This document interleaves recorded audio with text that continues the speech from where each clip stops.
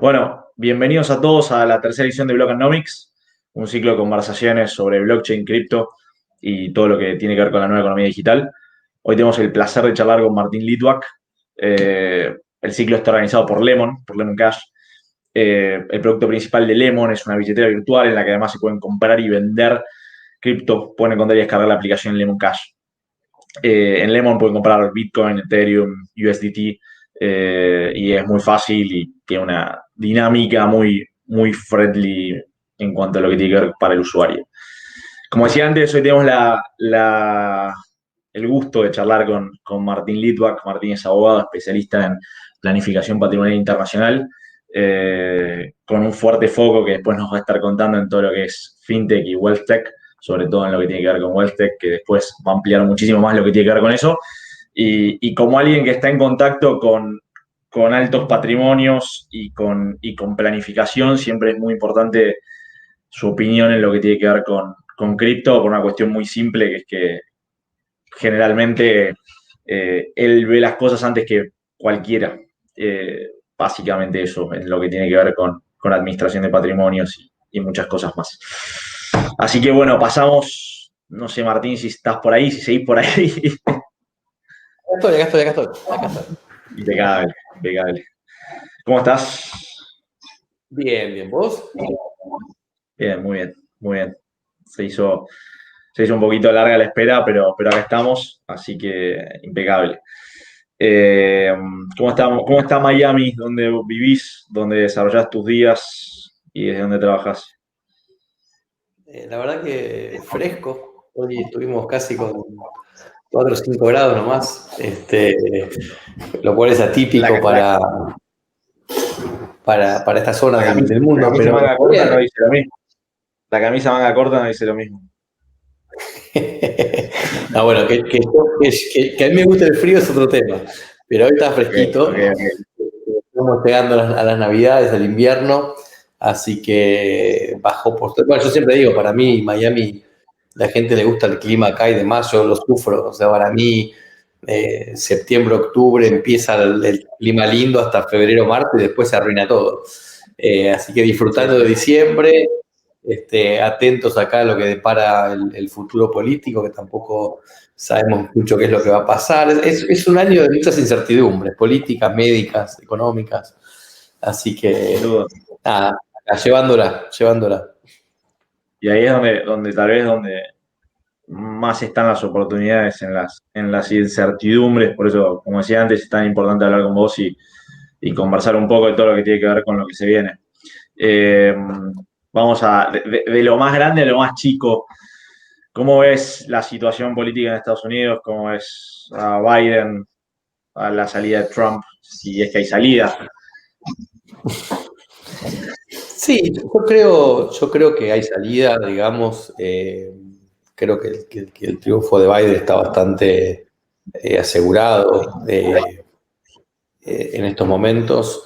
Los juicios que están haciendo contra las elecciones, en la gran mayoría está perdiendo Trump, incluyendo hoy hubo un rechazo de la Corte Suprema a, a un pedido de Pensilvania que está sponsorado por Ted Cruz. O sea, tenemos una persona de muy alto poder político ayudando a un caso, y los jueces de la Corte Suprema con mayoría conservadora, republicana, incluyendo 3 jueces que nombró Trump, no lo aceptaron. Esto es bastante llamativo, pasó hoy, y yo creo que está ya cada vez más claro que hay que concentrarse un poco en lo que viene, tratar de anticipar las jugadas de Biden o del resto del Partido Demócrata, que es el que yo entiendo que tiene el poder en realidad en Estados Unidos. No es Biden. Biden es una figura que ellos, digamos, encontraron para que no despierten muchas críticas. Esto fue una campaña, tanto los republicanos como los demócratas plantearon la campaña como un referéndum sobre Trump.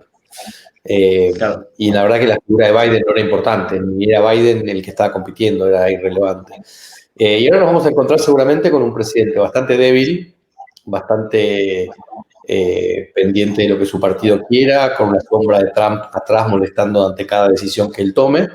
Entonces yo creo que se abre una etapa interesante con bastante más inestabilidad política de la que suele haber en Estados Unidos. Es un presidente por primera vez en muchos años que ya desde aquí dijo que no va a ir por la reelección por un tema de edad. o sea que desde el 20 de enero se va a estar pensando en su sucesión, los dos partidos, no solamente el Partido Republicano. Y yo creo que va a ser un presidente con poco poder, que además quiere hacer cambios en lo impositivo bastante grandes. Hay 3 cambios puntuales que no requieren mayoría del Congreso, que los puede hacer él con órdenes ejecutivas, y que es volver para atrás las reformas de Trump en el impuesto a las ganancias a título personal, el impuesto a las ganancias a título corporativo y el mínimo no imponible para sucesiones. Él ya dijo que iba a hacer esto, no sé si lo hará en los primeros 100 días, o lo hará el año siguiente, si será retroactivo a 2021, 2022, pero claramente va a haber cambios impositivos. Creo que a nivel mundial va a haber mucha menos competencia fiscal de la que propuso Trump. Trump puso al mundo a competir en materia impositiva, eso ayudó a los pagadores de impuestos del mundo. Creo que los próximos 4 años, si sumamos el hecho de tener un presidente globalista y débil en Estados Unidos a los efectos de la pandemia, nos vamos a encontrar seguramente con muchos países subiendo impuestos, y eso hace que nosotros tengamos que ser más creativos que nunca para tratar de defender los intereses de los pagadores de impuestos. Obvio, sin duda, sin duda. Y así como tal vez en lo que es esta era o esta administración de Trump, que ya se está terminando, no hubo grandes avances en lo que tiene que ver con cripto en Estados Unidos. Te diría que más que todo hubo ciertos tweets que justamente lo que hicieron es que las entidades bancarias tradicionales, las finanzas centralizadas, vuelquen su oposición a lo que tiene que ver con cripto, sin estar siquiera legislado, porque no es que hay una legislación al respecto. E inclusive en el último tiempo, en el famoso caso de FitMEX, no sé si llegaste a escuchar, donde hubo incluso imputaciones bastante graves contra dueños de exchange, no se vieron grandes avances. ¿Pensás que con Biden puede llegar a haber alguna sorpresa en ese sentido, así como tal vez se esperaba cierta, digamos, mayor apertura del lado de Trump, o cuál es tu visión respecto a eso? Incipiente visión, ¿no? Yo creo que esperar de un gobierno que abra el camino a las criptos es un error. Y en ese sentido, cualquier gobierno es igual. O sea, no nos perdamos de vista que Biden tiene más similitudes con Trump que cualquiera de ellos con vos o conmigo. O Macri tiene más similitudes con Cristina que cualquiera de ellos con vos o conmigo. O sea, acá la grieta es entre la gente y los políticos. Entonces, esperar que el gobierno facilite las cripto no va a pasar. De hecho, si te fijas, quienes han facilitado son los entes offshore. ¿Por qué? Porque justamente son los que siempre están ayudando al pagador de impuestos frente a los gobiernos centralizados. Los ayudaron con los impuestos, los ayudaron con la privacidad y los ayudan con las cripto. Entonces, yo no espero grandes cambios, espero simplemente que la fuerza de los hechos se vaya consolidando. Hoy por hoy tenés inclusive bancos que están desarrollando los propios blockchains, como JP Morgan. Hace 4 o 5 años vos ibas a cualquier banco grande y te decía, no, cripto no podemos ni tocar, y hoy por hoy están todas las plataformas conectadas con Coinbase y con las demás exchanges para comprar y vender. Yo tengo, por ejemplo, una orden automática de Wells Fargo donde todas las semanas compro la misma cantidad de monedas en varias cripto distintas, y es automática y se hace y funciona perfecto.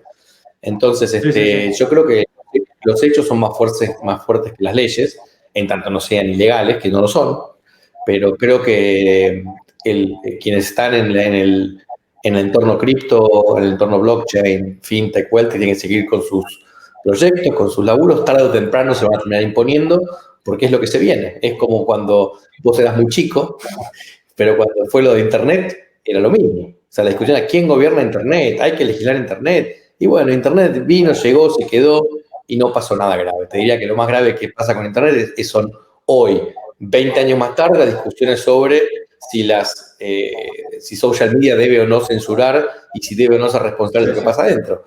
Pasaron de vuelta 20 años. Sí, y fíjate que recién ahora se empieza a hablar de cuestiones como el derecho al olvido y un montón de otras cuestiones que tienen que ver con Internet. O sea, generalmente los problemas suelen tardar en demostrarse luego de largos avances. Eso, sin ninguna duda. Por eso me parece tonto esta carrera por legislar. O sea, yo creo que, y lo dije siempre desde que empezaron las cripto, para mí, tratar de decir si la cripto es una moneda o es un activo era una discusión tonta. Yo siempre dije, parecía ser que es una categoría en sí misma. No lo sé, tampoco me desvivo, no me interesa. En un par de años va a quedar claro qué es la cripto. Hoy por hoy lo que sabemos es que es una tecnología que llegó para quedarse, es un método de pago que llegó para quedarse, que no hace más que crecer.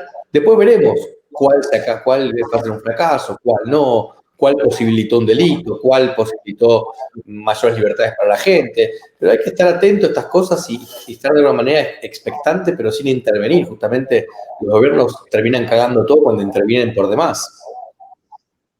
Es que sí, muchas veces sucede eso. Yo creo que en Argentina una gran virtud que permite el desarrollo más allá del contexto económico fue que para el tipo de intervención a la que estamos acostumbrados en este país, intervención en materia legislativa, siempre hablando del plano técnico jurídico, no se intervino lo suficiente, como lo digo bien, ¿no? Y de hecho se dejaron muchas cuestiones abiertas que permitieron que el sistema se autogobierne.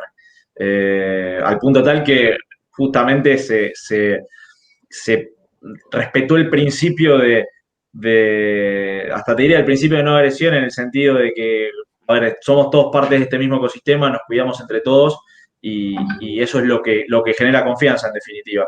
No es que no necesitamos una legislación, pero para entender y legislar primero tenemos que definir qué somos y en base a eso es que se caminó, creo yo, a mi criterio, un camino y en lo legal, como yo digo siempre, siempre generalmente los abogados estamos a las órdenes de lo que tiene que ver con lo legal en cripto porque somos necesarios y es un poco lo que muchas veces te terminan consultando.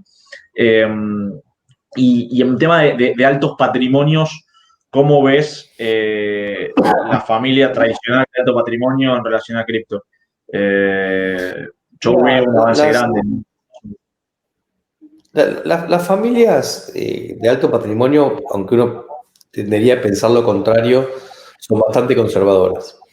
No es que porque tengan alto patrimonio se pone a invertir en cualquier locura que aparezca en el camino.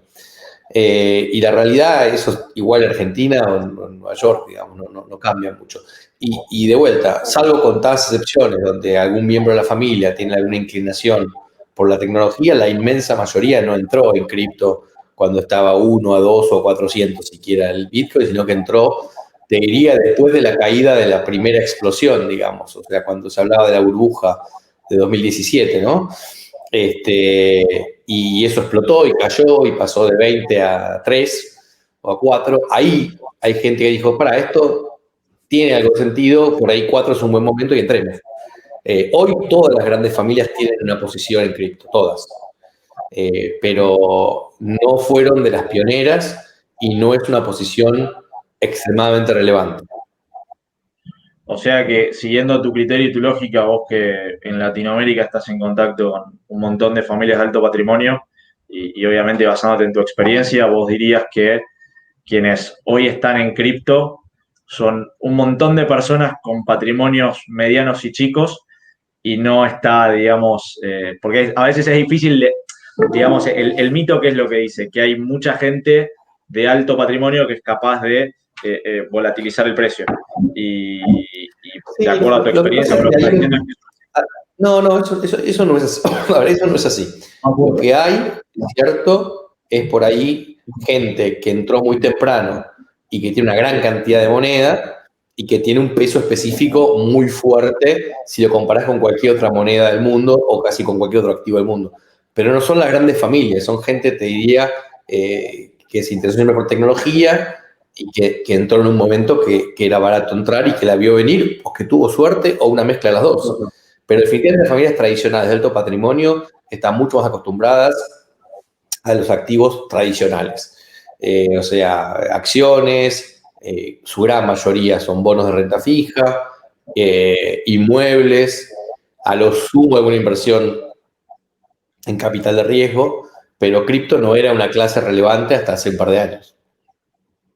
Perfecto, perfecto. Eso es una excelente definición y la verdad que desmitifica un poco, a mi criterio, que haya outsiders, porque una de las grandes críticas que se generan es que, lógico, cuando hay un boom y una explosión de algo, entra gente outsider que tal vez no cree, sino para obtener rentas de corto plazo y volatiliza el precio. Que yo no creo así, no lo creo así para nada, pero hay mucha crítica en torno a eso. Yo no la veo porque además la mayor parte de las familias tradicionales trabaja con sus family offices y hay muchos filtros antes de hacer una inversión como esta. Esto no, a ver, una familia de capital mediano o chico, la decisión de inversión es a veces del dueño de la plata o del dueño de la plata con un asesor. Entonces, si vos trataste de cruzado y tenés ganas de invertir el 20% de tu patrimonio en cripto, lo invertís y punto. Por ahí tu banquero te dice, eso es un boludo. Pero es eso, no pasa por 15 filtros. Ahora, si vos estás en el Family Office de Vanderbilt o de Rockefeller, ¿vos qué te pensás? ¿Que uno de los 400 nietos dice, yo quiero hoy comprar cripto? No funciona así la cosa. Y en familias más chicas tampoco funciona así. Tenés un filtro o 2 o 3 y casi nadie le va a decir a una persona tradicional, sí, no, mira, ¿sabes qué? Vendete estas acciones no sé, de Visa y ven y vamos a comprar, sí, vamos a poner el 2% de la familia, del patrimonio de la familia en cripto. Eso no va a pasar porque es mucho riesgo para el asesor. Y la verdad es que son familias que están mucho más acostumbrados, están pensando en la segunda generación o en la tercera generación, y son familias aversas al riesgo. En general, familias que ya vendieron el negocio con el que se hicieron ricos y tienen un capital líquido para arriesgarlo y para digamos, bancar las próximas generaciones, con lo cual son bastante conservadores, tienen, digamos, inversiones mucho más en oro que en este tipo de cosas. Ahora, cuando se empezó a hablar de la cripto y especialmente el Bitcoin como un reemplazo del oro, como reserva de valor y demás, ahí hay muchas familias que empezaron a mirarlo, porque les sonó que les estaban hablando el mismo idioma que ellos entendían. De vuelta,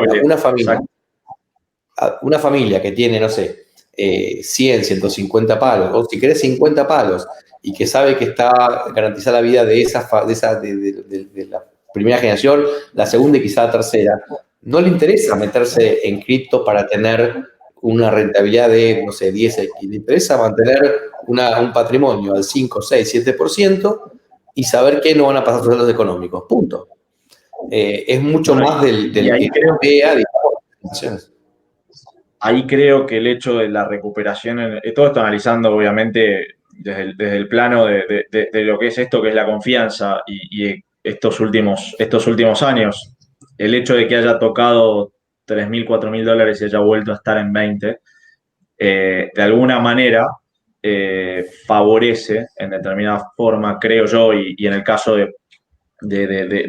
obviamente vos muchísimo más que yo, pero ambos trabajamos con familias de alto patrimonio, que sean más, digamos, o menos adversas al riesgo. Porque de última, en el peor de los casos, ya ha habido una recuperación y ya se había reafirmado cuál es el valor. De alguna manera yo veo eso. ¿Vos cómo lo ves eso? No, a ver, no hay ninguna duda. A ver, yo creo que a esta altura no hay dudas de que la criptomoneda como clase de activo llegó para quedarse. Eso nadie lo puede discutir. Después podemos discutir dos cosas. ¿Cuáles van a ser triunfadoras y cuáles van a ser perdedoras? ¿Y para qué se va a terminar usando? Si va a ser mayormente para reserva de valor, si va a ser mayormente por un tema transaccional, si va a ser mayormente por un tema de privacidad. Hay un montón de razones por las cuales el cripto anda bien. Mi sensación es que ya está probado que cierto valor hay. Ahora, si el valor es 25, 8, 4 o 7, no lo sé, no tengo idea, pero cierto valor hay. Entonces, eso es lo que hace que la gente hoy esté más tranquila. Y, de vuelta, ya los fondos de inversión, las familias alocan parte de su activo en cripto. Ahora, por ahí no es el 10, por ahí es el 1, pero es algo. Hace 3 años era nada. Entonces, yo creo que el riesgo de que todo se evapore, sea una gran estafa, una gran burbuja, ya desapareció. Ahora, bueno, no sabemos si va a volver a bajar a 8, a 6 o a 4, o si se va a mantener en 20 para arriba. Esto es imposible de saber. Y si lo sabes, avísame con tiempo. Pero, ¿y sabes dónde veo yo una potencialidad enorme en Argentina para cripto? En el tema inmuebles. A mí me parece increíble y tal vez es un tema generacional, ¿no? Pero bueno, yo tuve la suerte de comprar inmuebles y no puedo creer que siglo XXI y todavía llevamos la guita en bolsos, encima en un país con una, llamarlo, sensación de inseguridad bastante grande. Yo creo que ahí hay una posibilidad. No, a ver, yo creo que en un país como Argentina hay muchas posibilidades por varias cuestiones. Primero, por el tema de inseguridad, como vos decís. Segundo, porque estamos yendo a un modelo parecido al de Venezuela o demás países, donde justamente las criptos juegan un rol muy importante para el envío de remesas y demás. Por otro lado, por el tema de la privacidad, Argentina está hecho un estado orwelliano cada vez peor. Entonces yo creo que justamente a mayor inseguridad, a mayor avance del Estado, a mayor corrupción, las criptos se van a terminar imponiendo. En Estados Unidos es una clase más para invertir, pero nadie tiene miedo de que el dólar desaparezca como moneda. Claro. En Argentina sí tenés el miedo real de que el peso ya no sirva como moneda. Y de hecho es así en alguna medida. O sea, si vos tenés en cuenta que la moneda debería tener tres funciones: la capacidad de servir para ahorro, que en Argentina no se da; la capacidad de transaccionar, que de vuelta tampoco se da, porque si vos compras un inmueble en pesos, no te lo venden; y la unidad de valor, que de vuelta tampoco se da, porque por tema de inflación y demás. La verdad que considerar al peso argentino moneda es bastante difícil a nivel teórico doctrinario. Te diría que el Bitcoin es más moneda que el peso. O sea, seguramente, no lo sé, estoy hablando quizás de una manera no muy prudente, pero seguramente la volatilidad de un departamento en Argentina en Bitcoin versus pesos varió mucho menos. Mirá, entonces sí, yo creo que hay... punto más. Sin duda, sin ninguna duda, ahí creo que diste la tecla en algo en donde el otro día me puse a leer y a ver, sin contar este último alza, que obviamente muestra la volatilidad siempre a favor de lo que es el Bitcoin. Si miramos la volatilidad 2017-2019, el peso fue más inestable. Es decir, digamos, comprueba absolutamente tu afirmación de recién. Realmente es algo que este país se debe, que es tener una moneda en serio, y yo creo que el hecho y todas las circunstancias que lo rodean hacen que sea un caldo de cultivo positivo para el desarrollo cripto. Y no es por eso que exchange muy grandes del mundo, empresas cripto muy grandes del mundo, miran a Argentina con mucho cariño porque tiene una buena infraestructura aún, está montada sobre bases sólidas y tiene un montón de cosas que son negativas, que son inestables, que creo que le dan una oportunidad enorme y no hablo de Bitcoin solamente, sino de cualquier criptomoneda. Creo que es un caso único en el mundo en donde se pueden desarrollar enormemente. Sí, yo coincido plenamente contigo en esto. Y ahí, volviendo un poquito a la macro de Estados Unidos, jurídicamente hoy el estatus de lo que es cripto nos basamos en el principio del derecho, el famoso principio del derecho, que todo lo que no está prohibido está permitido, pero obviamente empieza a haber cierta regulación específica en torno a cripto. ¿Cómo ves eso en los próximos 5 o 6 años? ¿Pensás que va a fluir, que va a haber nueva legislación? Obviamente se va a incrementar la legislación, pero yo creo que lo que tiene que ver con... A ver, vos hoy tenés, comparemos el Bitcoin o Ethereum o la cripto en general con cualquier activo, ¿ok? Con, no sé, acciones. La compra-venta de acciones en el mercado está regulada, digamos. O sea, no cualquiera puede dar asesoramiento en compra-venta de acciones y cualquiera podría dar asesoramiento en compra-venta de cripto. Entonces, ese es un ámbito que seguro se va a regular. Es decir, la oferta pública y el asesoramiento son dos aspectos que seguro se van a regular con leyes específicas. El resto yo no creo que se regule porque, a ver, primero, acá no tenemos impuestos al patrimonio, es decir, que yo vaya coleccionando cripto hasta que no las vendo no me genera nada. Cuando las vendo, aplica cualquier cosa. Yo vendo una taza de café más caro que la que la compré, tengo capital gains. La cripto es igual. Y si gana transaccionalidad cripto en Estados Unidos, ¿pensás que se puede llegar a grabar? Es decir, porque si no, diferiría la venta de cripto in Ethereum y la usaría como moneda de cambio. Y en definitiva... Mucha gente está haciendo eso. Exacto. Acá en Estados Unidos. Exactamente. Mucha gente está haciendo eso. Ahora, de vuelta, yo tengo una cuenta, dije antes, en Coinbase. Digamos que acá es de lo más común que hay, por decirlo de una manera, es lo más estándar. Y a mí todos los años me llega un W2 del mismo Coinbase como me llega Wells Fargo y me dice, mirá, esto es lo que vos ganaste este año. Ellos me lo informan, yo podré o no declaro la IRS, pero digamos, me están informando lo que yo gané o dejé de ganar. Con lo cual, digo, es un activo más, no está exento de impuestos en la cripto. No hay una ley que la exceptúa de impuestos, con lo cual tenés que pagar los impuestos que corresponden. Ese no es un tema que en Estados Unidos preocupe demasiado, porque sabe que la gente va y paga. Digamos. Sí, claro. Lo que preocupa es lo otro, es el tema de la confianza del sistema financiero, y por ello las regulaciones, lo primero que pasó acá fue que se prohibieron los ICOs, digamos, o se complicaron, digamos, ese es un poco el tema. O sea, acá lo que no les gusta en general es que haya cualquiera vendiendo este tipo de productos que después generen estafas piramidales o estafas masivas o lo que sea. Entonces, mientras está regulada la compra-venta y el asesoramiento, creo que el resto va a andar bien.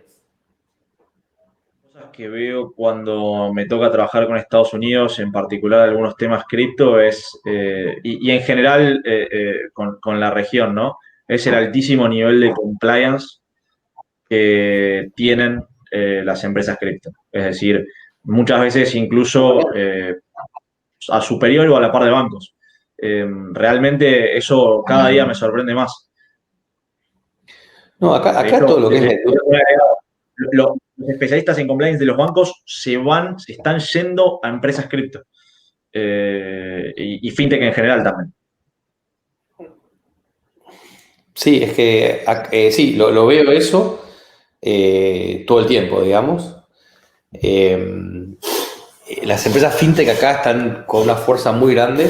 Los eventos fintech son eventos que tienen muchos sponsors, tienen muchas personas, muchos attendees, digamos. Obviamente hoy cambió todo con la pandemia, pero si vos te fijas en las rondas de financiamiento que hay, todo lo que tiene con blockchain, no solamente fintech, es wealthtech, como mencionabas antes, es legtech. O sea, hay mucho, la gente entendió que mucho del futuro pasa por este tipo de cuestiones. Los bancos se han vuelto muy burocráticos, dan un servicio bastante, digamos, estándar, y hoy con la tecnología puedes dar un servicio mucho mejor que con una persona. Entonces, hoy por hoy, todo lo que son, nosotros por ejemplo en el estudio tenemos los giros bancarios, no los hacemos a través del banco, los hacemos a través de una plataforma que hace giros nada más, cosa que era impensada hace 2 años. O sea, vos no se te ocurriría que desde tu banco podés girar plata a otro banco sin pasar en realidad por el banco, sino por una fintech. Y lo hacemos porque es mucho más barato, te deja mucho más rastreo, te da mucha más información. Todavía es un poco más lento, pero eso si eso se sumara a blockchain en algún momento, olvídate, todo el sistema SWIFT no sirve para nada. Si yo mando la plata y no sé si llega, tengo que chequear 3 días más tarde si llegó, si no llegó, poner un tracer. Bueno, la industria bancaria tiene muchos déficits y fue creciendo porque no tuvo competencia. Absolutamente. Pero hoy si vos haces fintech más blockchain, a los bancos los pasan por arriba. Absolutamente. En Argentina encima tienen la suerte, tal vez incluso las empresas, las entidades bancarias tradicionales, las entidades financieras tradicionales, tienen la suerte, a mi criterio, que existe todavía una baja inclusión financiera. Entonces, obviamente, hay mucho mercado para el desarrollo fintech. Entonces, todavía hay mercado para todos, No, pero al mismo tiempo también... No, ya ni hablar. Te das cuenta que acá no se usa el cash. O sea, acá no hay cash, prácticamente. Te miran raro si pagas con cash. Yo no llevo cash en la billetera, no hay. Entonces, vos tenés un sistema de pagos donde, che, somos 10 amigos, vamos a jugar al fútbol, ¿quién paga la cuenta? Uy, yo pago, bueno, devolverme, ¿cómo me devolves? Y vos tenés, primero los bancos sacaron Zelle, que es un sistema de giro de plata a través de bancos, muy friendly, pero después vino Venmo, y Venmo es un fintech. O sea, y es mucho más fácil. O sea, vos estás transfiriendo plata de una manera, digamos, yo te debo a vos $10, te lo pago por Venmo, y a vos te llegó por Venmo, y vos no sabés si mi Venmo está asociada a mi tarjeta de crédito, de débito, con mi cuenta bancaria, porque puedo, de hecho, hacer las 3 cosas. Y lo interesante después es que yo tengo ahora un sistema donde Venmo, después de un par de años, se puso a emitir tarjetas de crédito con Visa.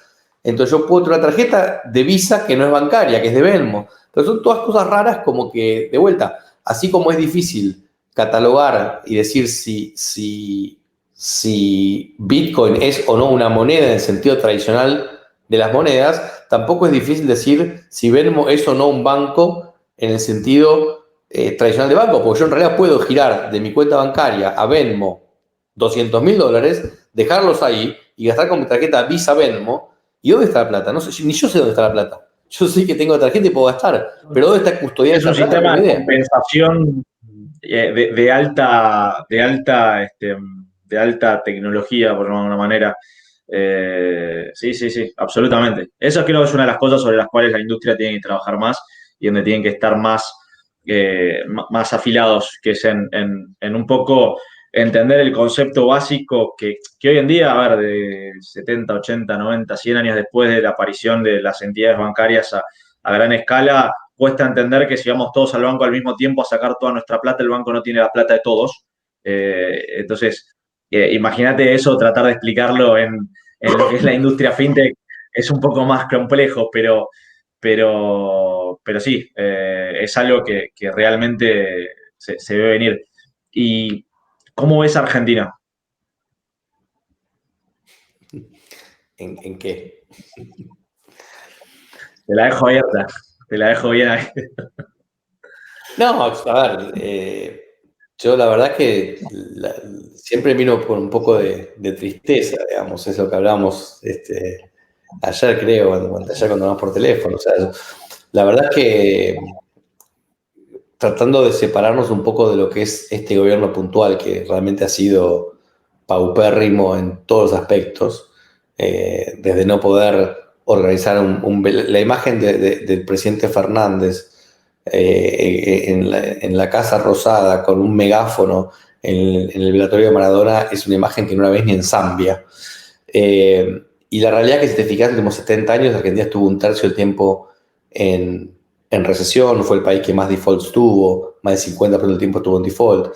En 70 años solo Congo creció menos que Argentina, y hay que ver este año qué es lo que pasa. Entonces, realmente es un país que está perdido. Yo lo que veo es eso, un país perdido, donde todas las opciones electorales que se presentan son malas, donde realmente hay un nivel de educación y un nivel de alimentación muy malo, que va a costar muchas décadas resolver y mejorar. Entonces, nada, por supuesto hay gente que vive bien, por supuesto hay gente muy capaz, por supuesto hay gente muy exitosa, muy inteligente, pero es cada vez menos. Y creo que es hora de que empecemos a tomar conciencia como argentinos, que Argentina es un país pobre, que hay que reconstruir. Argentina no pasó por una guerra, pero pasó por 7 décadas de mala administración y yo creo que los daños son equivalentes a una guerra seguramente y hay que empezar a reconstruir el país. Hay posibilidades, por supuesto, pero la realidad es que no estamos empezando a hacerlo. Cuando antes empecemos va a ser mejor.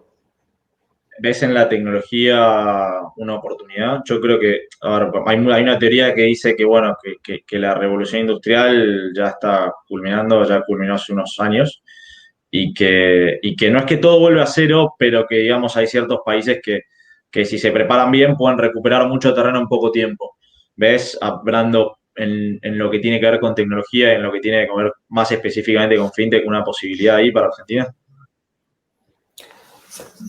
A ver, yo creo que Argentina tiene posibilidades, eh, pero eh, digamos, el problema es que tenés la inmensa mayoría de la gente en este momento, más del 50% por abajo de la línea de pobreza, y esa gente está pensando en comer, no en tecnología. Entonces, que Argentina es un país con mucha creatividad, sin duda. Que hay gente muy exitosa, sin duda. Eh, que Argentina hoy está barato y puede producir tecnología para el resto del mundo, también es cierto. Pero necesitas que de alguna manera el mercado se desarrolle y yo veo que mucha gente está muy preocupada por el día a día, por la violencia, por la inseguridad. Entonces, nada, yo creo que si desde el Estado surgiera algún tipo de promoción de este tipo de cuestiones y se ocuparan de brindar un marco de estabilidad y de seguridad jurídica, creo que Argentina tiene mucho potencial, siempre lo tuvo. Lo que pasa es que ahora Sí, sí. estamos en una caída libre de 70 años, hay que dar la vuelta.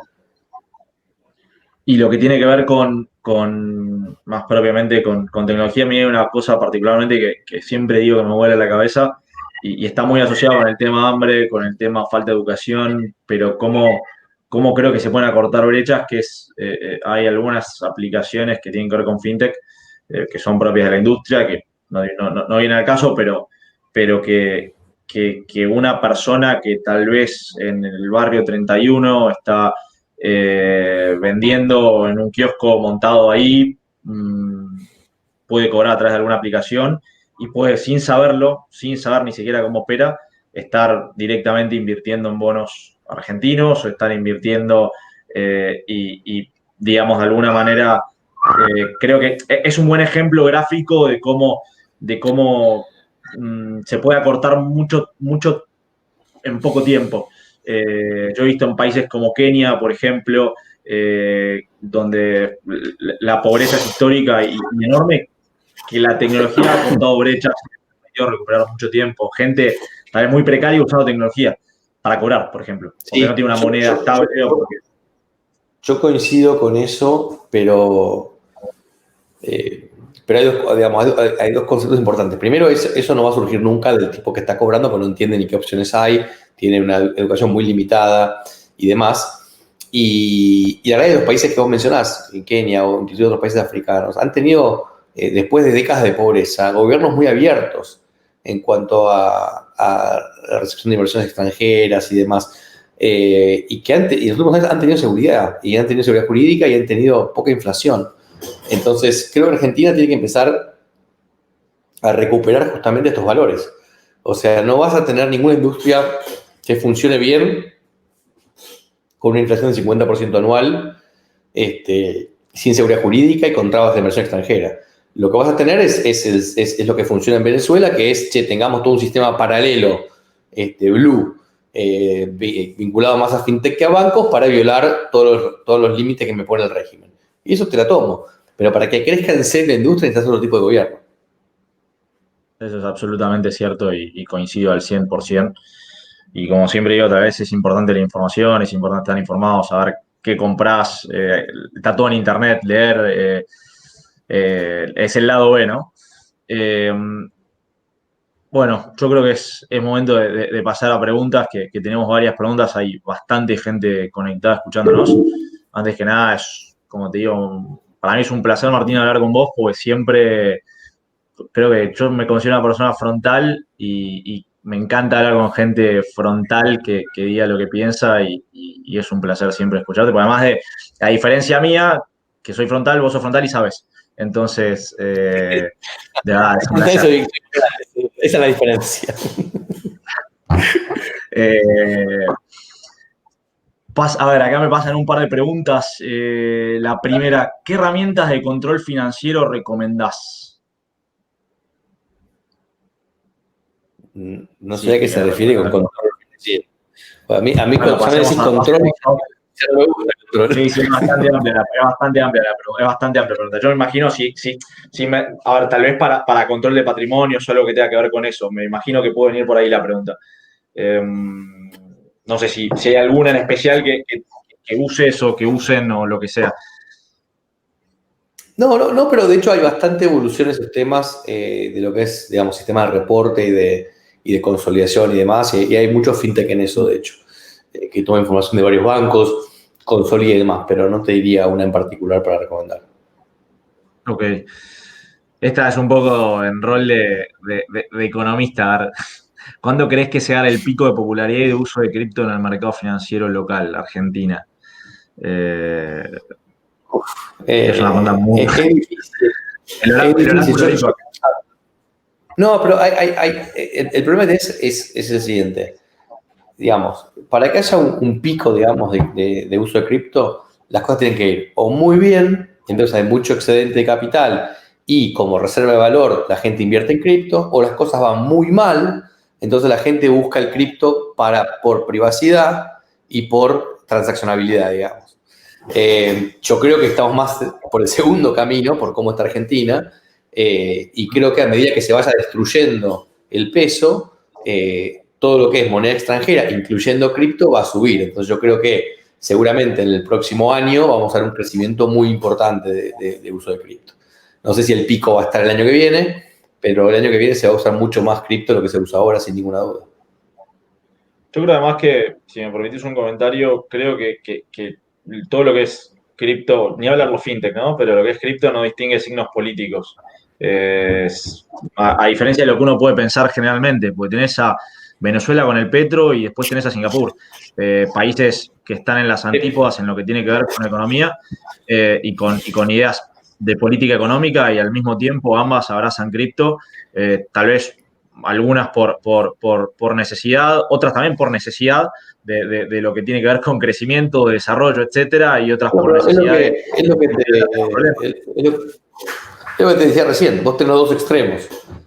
Vos tenés la gente que huye del mercado financiero local, de la moneda local, y lo hace a través de la cripto, y tenés la gente que invierte en cripto porque ve que el futuro pasa por ese lado, y tenés los dos extremos. Por eso yo creo que la cripto va a estar, el crecimiento de la cripto está asociada a países que les va muy bien y a países que les va muy mal. Seguramente los países intermedios sea donde menos crece. De hecho, si te fijas en Europa, salvo el caso de Suiza o Gibraltar, en Europa no es tan común el tema cripto. Digamos, no es tan mal como para necesitar salirse de sus cosas. Está hiperregulado porque Europa es socialista y regula todo. Y la verdad es que no se usa tanto como no se habla tanto de cripto como en Estados Unidos o en Latinoamérica, si querés. O en Asia. Y esta ronda es muy buena y creo que marca un poco la diferencia de lo que hablábamos recién. ¿Qué diferencias encontrás entre las comunidades cripto de Estados Unidos y Argentina? Me parece que dan el clavo de justamente ambas abrazan, pero hay que ver quiénes son los que abrazan y de qué manera, ¿no? ¿Qué diferencias encontrás? No, yo creo que sea la diferencia que se da en general en Estados Unidos en casi cualquier, digamos, microsector. O sea, si vos comparás el sector de Venture Capital de Argentina con Estados Unidos, ves lo mismo. O sea, ves un sistema donde en Argentina hay mucho lo atamos con alambre, lo hacemos más o menos como se puede hacer y somos creativos y le buscamos la vuelta y crecemos. Y en Estados Unidos es más orgánico todo, digamos, es más organizado y demás. Pero no veo gran diferencia. Acá tenés el fanatismo de los que siempre creyeron, tenés los negacionistas que siempre están en contra, los tenés en los dos lugares. Yo no veo diferencias sustanciales más que las diferencias culturales propias de dos países diferentes. Por supuesto que cuando vos le decís a una persona de Estados Unidos para qué se puede usar cripto en Venezuela o en Bolivia o en Argentina, se sorprenden porque ellos lo ven de otra manera. Y acá la realidad es que tenés mucho más, digamos, en Argentina vos tenés mucha gente que invirtió en cripto y es fanática de Bitcoin o de alguna otra cripto y no se mete ni en fintech ni en blockchain ni demás. Y acá en general el que está invertido en criptomonedas es porque tiene una cierta visión sobre el futuro financiero, el futuro de blockchain y demás. Pero yo no diría que hay diferencias tan sustanciales. Hay algo que seguramente acá la gente no sepa tanto, y es muy bueno que cuentes, que es que vos, además de lo que tiene que ver con el asesoramiento, estás cerca de la industria fintech, estás muy cerca, en especial no de la industria fintech propiamente dicha, sino más de la industria wealth tech. Sí, a ver, yo hace un tiempo justamente estaba analizando con gente allegada por qué la industria de trust en América Latina, sobre todo en otros lugares, no pegaba, por qué culturalmente el latino no se metía a armar trust cuando hay tantos beneficios en lo sucesorio, en lo impositivo, en la protección de activos. Y la conclusión fue que hay un tema de confianza, además de un tema cultural. Y ahí me fui metiendo un poco en todo lo que es tecnologías y llegamos a la conclusión con un grupo de gente que si nosotros lográbamos armar un sistema donde los trusts que administrábamos estaban de manera vinculada a blockchain y eso le daba